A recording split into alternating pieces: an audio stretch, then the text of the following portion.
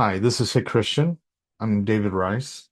I've been working on this article series for a few months. I've been digging into this problem for over a year.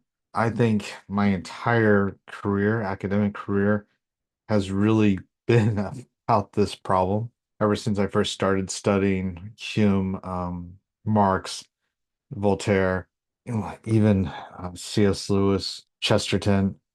They all are dealing with this problem. And we're dealing with the praxis, how the theory has been put into practice and into action so that the complex theoretical framework that Marxists and socialists and fascists have tried to develop and perfect over the last century, but even longer than that. We really have to go back to the French Revolution and talk about what Voltaire put into action and some of the Robespierre. Um, these men wanted a world that was completely secularized, without any hint of religion, without any hint of God. And the problem is when you do that, you end up with wanting your own gods. You think that you can become God yourself and you create ideas that become God, but those ideas are pagan ideas. You go back and you revert to these ancient pagan gods that are avatars, archetypes of terrible things. You, in effect, resurrect the old, you resurrect Ishtar, the Canaanite gods, you resurrect the worst gods imaginable. And so they have put into practice in action all of these terrible policies, all these terrible ideas, um, such as transgenderism, um, such as um, abortion on demand, cutting the birth rate, such as no borders. Everything that they've decided to do can be seen in destroying just the way humanity should be shaped. Their long-term goal is a transhuman civilization, a civilization that gets beyond all the problems that we have as humans, that we can somehow evolve, force evolution to occur. Problem is, evolution just won't happen. You can't force us to evolve. You can't force us to become the next step. We're not meant to do that. We are fallen for better or worse. We are messed up because of the sin nature we each of us have within us. And that sin nature is essential for understanding who we are. Without accepting it, without almost even embracing it so that you can get to redemption, you don't really understand humanity well enough to carve out sane plan for how to deal with humanity.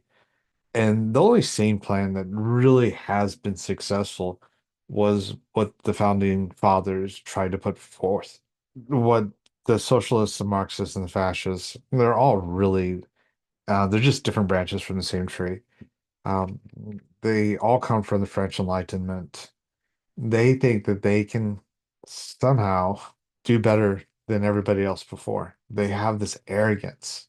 And you see it in the nonprofits like Community Foundation and those are. You see it in the nonprofits like we're going to talk about today with U-Turn in Education.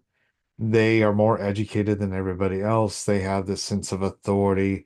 They're the elites. They have more knowledge about the human condition than anybody else. And because of their expertise and their knowledge and their understanding of humanity, that they can make it better and they can solve all of humanity's problems and evils. And yet, in practice, what happens is often teleological, the ends justify the means ethic. And so they'll do whatever it takes to accomplish their goals. And it doesn't matter what boundaries they cross.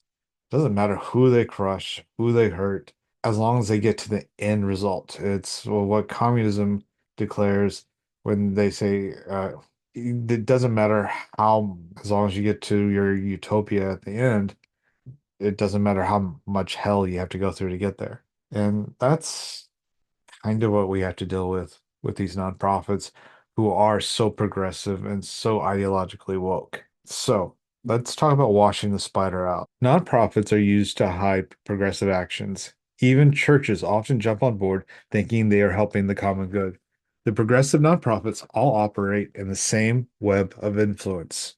During a rush of year-end giving starting on Thursday, December 19th, 2024, and ending on December 31st, 2024, U-Turn in Education received several year-end donations to its Give Butter campaign that has existed since August 2023. This campaign has languished without a recent gift since about 9 months ago when they first received an anonymous gift of $500, then $1,000 from Nexstar, the marketing company of Color 10. Color 10 is owned by Mission Broadcasting, which maintains a local marketing agreement with Nexstar Media Group, owner of My Network TV affiliate KOZL TV, Channel 27, and Osage Beach licensed Fox affiliate KRBK, Channel 49, for the provision of certain services. In the last couple of weeks, over $2,000 have come into the U-Turn from the Expedia Group, starting with a donation on the same day by Jeremy Hayes, the husband of Sheila Michaels. She ran for Western County Commissioner and applied for a library board trustee in Christian County. Every donation tracked has been made through the platform GiveButter, which has various fees or donation tips to their platforms, which can range from small to large. Below are screenshots of U-Turn's campaign on GiveButter. Please note the amounts from Expedia Group and Jeremy Hayes in particular. Also note Nexstar the next time you watch Color 10 and wonder if you should continue to watch Color 10. If you go through it, you can see where I've highlighted the Expedia Group and also other gifts from anyone that I know is linked to U-Turn in Education, such as Haley Anderson. She was also one of the applicants for library board trustee seat. Key individuals and relationships, Senior Finance Officer Expedia. So Jeremy Hayes is currently at the Expedia Group as a Senior Finance Manager if his LinkedIn profile account is up to date. As Jeremy hasn't posted yet, it may not be. U-Turn Treasurer and Board Member. I have their 2020, excuse me, the 2024 annual registration report for their nonprofit. It shows that Jeremy Hayes is the U-Turn in Education's treasurer. He acts as a financial officer for the nonprofit he donated to the business and is a senior finance officer from which the donations were made. Sheila Michaels, Jeremy Hayes' wife. Sheila received the 2024 Humanitarian Award from the Community Foundation in the Ozarks. She also received other rewards that U-Turn was quick to point out. However, none of this would have been possible without her connections, activism, and problematic views on books. In this article, hyperlinked before the November election, I highlight several reasons Sheila Michaels would have been a poor choice as a Christian County Commissioner. I explained in that article why her election to that position would have been a disaster for Christian County. And then I include a screenshot from U-Turn in Education and also a screenshot from her Facebook page where she's running. In none of her campaign material did I discover any disclosure about her relationship with U-Turn. While U-Turn often acted less like a nonprofit and more like a PAC, political action committee, and how they promoted Sheila on social media, there was no indication that she was directly linked by marriage to the organization. Further, Sheila, after not winning a seat, tried to get the county commissioners to appoint her to the library board as a trustee. Her primary goal is to position herself on the library board. Donation pattern and structure. First day. On December 15th, Jeremy Hayes donated out of his funds $98.47. Then Expedia Group on the same day donated $821.79. The funds were both given in amounts to the hundredth place. Neither amount, even from Jeremy, was rounded to the nearest dollar or 10. 12 days later, all processed same day. The Expedia Group donates the first $383.44, the second $361.66, and the third $479.30. Each amount is again processed to the hundredth. The total given for the Expedia Group amounted to $2,046.19. Now, it might be that the fees have been subtracted and we're only seeing the amounts donated minus fees. Usually, one would expect to see this payout scheduled on the donor side as U-Turn and not on the front-facing side as a donee. Furthermore, only the fees from Jeremy Hayes and the Expedia Group are listed to the 100 cent like this. All other donors are rounded to the nearest dollar amount. Transaction specifics. What can we determine from these transactions on GiveButter's donation page? All amounts are calculated to exact cents, two decimal places. Each donation is processed separately on GiveButter. Each incurred separate platform processing fees. It could have been consolidated to save on fees. All transactions kept under $1,000. Multiple donations are processed on the same day instead of a single amount. Fees add up to the donor, and Expedia Group might want to have a policy to minimize the cost of employee matched funds by donating one amount if going to the same foundation on the same day. Generally, they send a letter to the foundation explaining how much was donated by each employee so the foundation can send out a separate thank you letter. The amounts were all under $1,000. There are strict regulations within corporations to manage spending, and smaller amounts would attract less attention for oversight and review. Timing context. I could not confirm the pay periods for Expedia Group. The first payments occurred on Thursday, December 19th. The payments happened 2 weeks later on Tuesday, December 31st, 12 days later. If Expedia Group practices a year-end employee matching fund drive, this would explain Jeremy Hayes' giving and perhaps one donation. If Jeremy Hayes donated 3 more times on the same day, it might explain the 3 other contributions. If he had spoken to 3 different employees and told them how great U-Turn in education is, that might explain their giving. As a one-time gift, though, they all managed to stay under $1,000 each. Yet Tuesday doesn't fall on a pay period if we assume Thursday does. If Tuesday does, then Thursday doesn't. If they both fall on pay periods, then Expedia Group has a unique pay period calendar. Undisclosed element summary. What is the relationship between Jeremy Hayes, Senior Finance Manager at Expedia Group, and Jeremy Hayes, Treasurer for U-Turn in Education? Further, what is his relationship to his wife's campaign manager or application for library board trustee? Further, does his role at Expedia Group give him authority to process or approve donations to nonprofits? How does his relationship with U-Turn benefit the organization and his wife, Sheila Michaels? U-Turn's origins. I have a screenshot showing Dr. Elizabeth Dudash Buskirk as president of the Democratic Club of the Christian County. In an interview with Jay Howard on the podcast The Humanities District Hyperlink, Dr. Elizabeth Dudash Buskirk reveals the origins of U-Turn, which began around a kitchen table with 6 people. She discusses around the 350 to 450 mark how the other group members fear the community backlash of forming a group that protects free speech rights. So, as a tenured college professor without concerns about the impact on her family, she became the face of U-Turn. In her words, believed that whatever criticism she would face would be surmountable because she didn't have to worry about losing a job or having her children insulted at school. Yet, the actions of U-Turn members have not been to be professional or to deal with people based on ideas. Often, their members have turned to smear campaigns against mothers, fathers, grandfathers, and people who are not organized and who do not belong to a nonprofit or a political action committee. Members of U-Turn have trolled accounts for me and Right to Win Ozarks for publishing news articles. The trolling became so disgusting that I had to report one member and block this member on social media and here. While they claim the fear of personal persecution, such as Dr. Elizabeth Dudash Buskirk did at the last library board meeting, it is not persecution and expose their ideas as patently false or misleading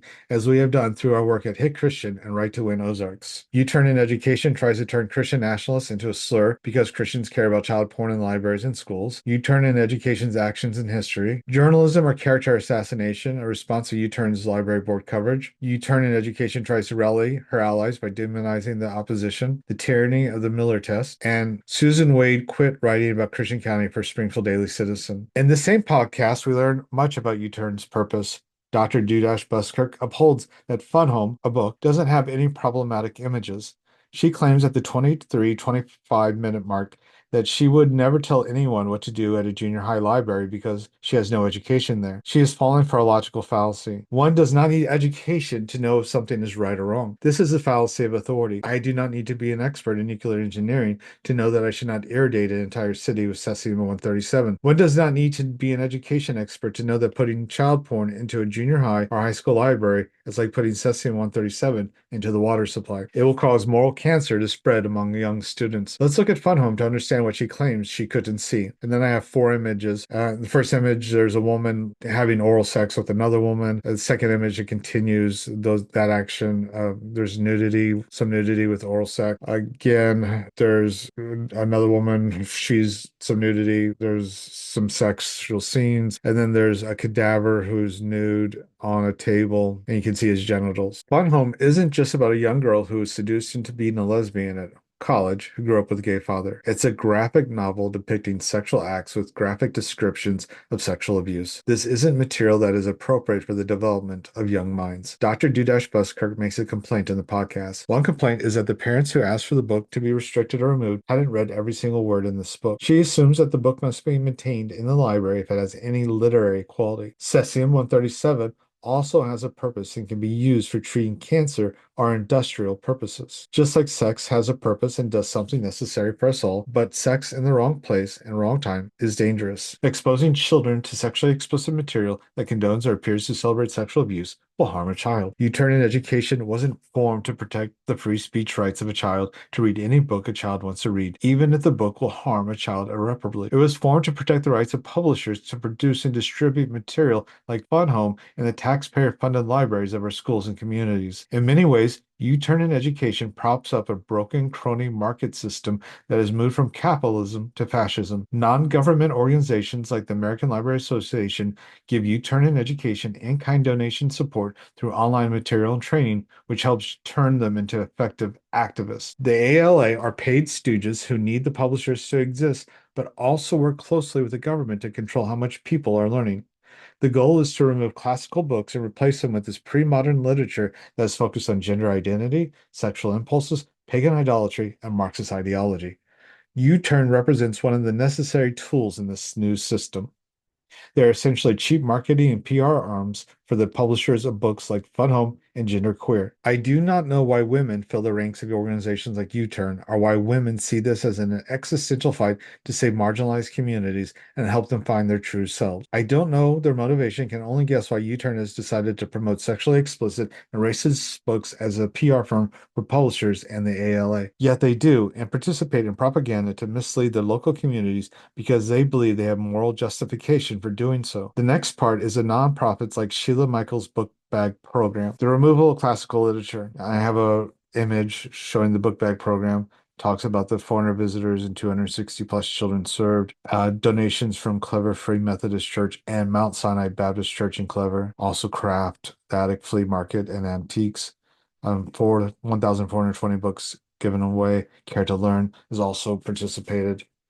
That's another nonprofit. Sheila Michaels positively gushes about the book bag program. Her received the Next Star's Remarkable Woman of the Year award for 2024 for Springfield, along with her other awards in this video. The book bag program has been used to weed out many of the best books from the collection of our local libraries through the Friends of the Library. The Friends of the Library take book donations to the library, or older books the library has decided to curate from the collection, and then sell them to the community.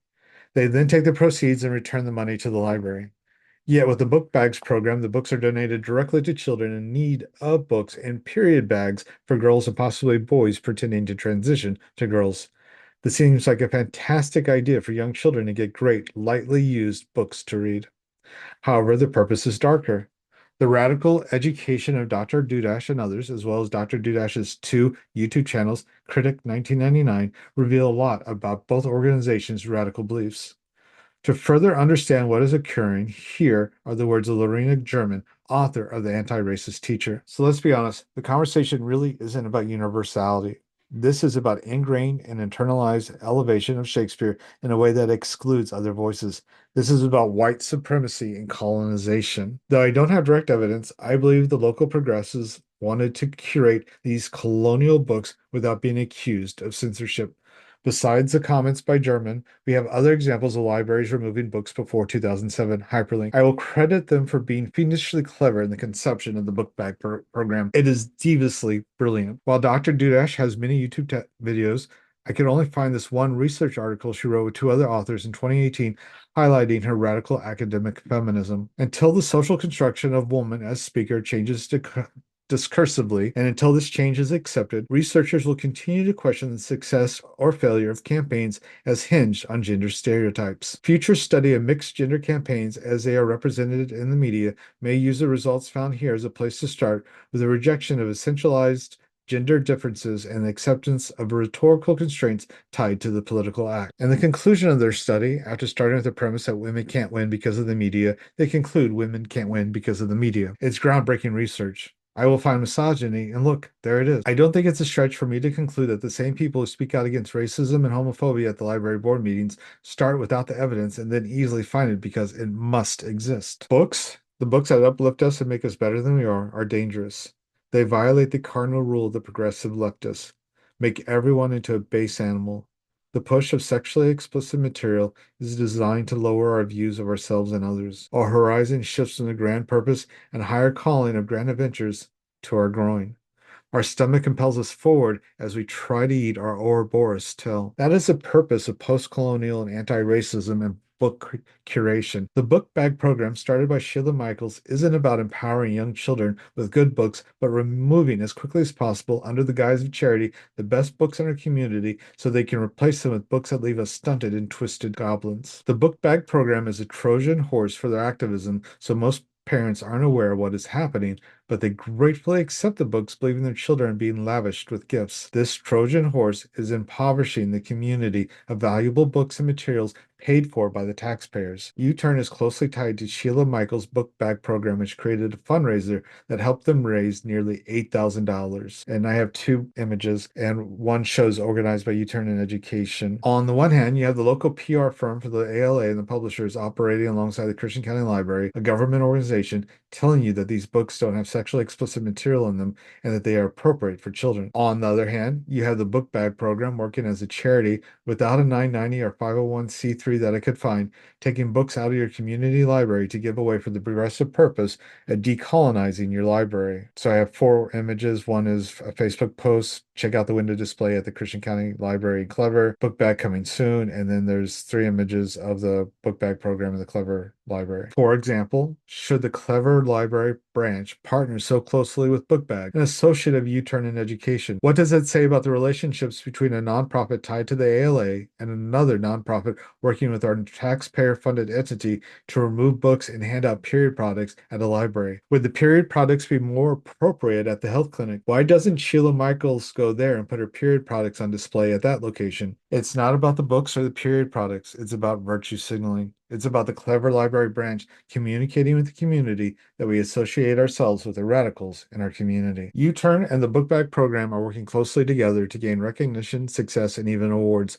which lead to more nonprofit gifts. Following the money exchange between the powerful and the activists is essential. Dr. Dudash Buskirk has complained about harassment in the community, though she hasn't produced record. We have shown that the elite in the community have given thousands of dollars to U-Turn into the Book Bag program. Outside groups have funneled money to them through the award programs that Sheila has received. The Next Star Award provided social status of $1,000 to a charity of Sheila Michaels' choice. The Missouri Association of School Librarians provided an award, but it doesn't appear to have a monetary award on its website. In 2023, Sheila Michaels was awarded the 2023 Young Adults Librarian of the Year Award, which awarded her $500 and $500 for her library. This was a gift from the American Library Association. In 2024, Sheila Michaels received the Community Foundation of the Ozarks Humanitarian of the Year Award of $5,000. In the nonprofit world, nothing attracts money like money. Winning awards and recognition will attract more money to your nonprofit, which is ironic how Springfield Daily Citizen is hiding their donor list. Dr. Dudash Buskirk is also connected to the Community Foundation of the Ozarks through Be Civil, Be Heard, a KSMU foundation,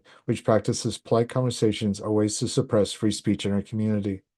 Free speech isn't always polite or civil. Yet Dr. Dudash Buskirk is working hand in hand with the Community Foundation of the Ozarks to suppress our speech in our community. The genesis of U-Turn with 6 people gives you an idea of how quickly a small group of people can affect their local community. Yet U-Turn hasn't won any significant battles. They have received outside funding, recognition, and support. The influential NGOs, publishers, and government agencies need U-Turn and Bookbag to win, but relatively disconnected individuals have stood against U-Turn. What has connected those who have stood against sexually explicit material, the decolonization of whiteness, racism, folks, it's just racism, and fascism has been faith and prayer. There's little more than that holding us together. So be encouraged. You don't need to win awards from foundations with $427 million in assets to be effective, and you don't need to require people to call you a doctor. The power of the individual is still a threat to the hive mind. The power of one lone person, willing to defiantly hold the banner of truth and deny the system its victory, is undefeatable. U-Turn and book bags will likely continue to receive awards and recognition for their brave and stunning work. They will likely continue to raise thousands of dollars in fundraising. They can't cross the Rubicon. They can't enter Rome itself and defy an emperor with the truth, like Paul and Peter. Not when they're helping Nero burn down the imperial city and telling everyone they are the firemen sent to protect the looters and iconoclasts. When the rain comes, there is hope that will squelch a fire, though. When divine rain comes down from heaven on a parched land. Like a spider trying to climb a drain pipe in a storm, our local itsy bitsy spiders find themselves in an increasingly precarious position. Each carefully constructed strand, from U-Turn's suspicious Expedia donations to Sheila Michaels' cascade of self-reinforcing awards, becomes visible when caught in the light of scrutiny. The web that once seemed so cleverly engineered now glistens with obvious intent, a pattern of self-enrichment masquerading as public service. The delicate spider's most significant miscalculation wasn't in spinning such an elaborate web, but in assuming the rain would never come. Yet here it is, not in violent revolution or dramatic expose, but in the steady drip of truth that reveals each connection, each donation pattern, each award ceremony for what it really is. The Gossamer Web that connects the CFO's $427 million to MSU, to Springfield Daily Citizen, to reporting on Christian County Library, that links Michael's humanitarian awards to her husband's financial positions, begins to dissolve under this persistent storm of facts. No desperate spider can flee up this waterspout. No amount of awards, no carefully structured donations, and no pretend proclamations of doing good can help them ascend against this torrent of truth. Like the itsy bitsy spider of childhood rhyme, they may try again and again, but each attempt only makes their pattern of self-dealing more visible, their web of influence more obvious. The sun they're waiting for, the one that would dry up all these inconvenient truths, isn't coming. But the rain that reveals their web doesn't fall from natural causes, but from divine purpose. We were meant to see this dangerous web, not to be caught in it, but to witness its existence and understand its intent. However, our role was never to destroy the web ourselves. That power belongs to a higher authority. Our assigned task was more straightforward yet profound: to recognize the trap through faith, to understand its nature through prayer, and to warn others who might mistake these silken strands for safety lines. What appeared at first as a potential disaster, our community's collision with their web of influence, was in fact divine revelation. The spider's web wasn't meant to catch us, but to be caught itself, exposed in the cleansing torrent of heaven's rain. I want you to understand there's hope. If you read through all three articles and you got to the end, don't despair. There is hope. We can always see the people for who they are, what they're attempting to do, and we can, through prayer and action, escape the trap set for us by them. They're not that clever. They're using pre-modern ways of thinking. They're operating in ancient pagan mindsets. They are not sophisticated. They are not elevated humans. They are not superior. They are primitive, very, very primitive people. They are operating on patterns of behavior that end up destroying themselves. Even Rome defeated them because they were so primitive. Um, and then Rome itself was defeated by Christianity because Christianity is so superior to it. Always have faith. Always have hope. Thank you for listening to this podcast and for following all three articles.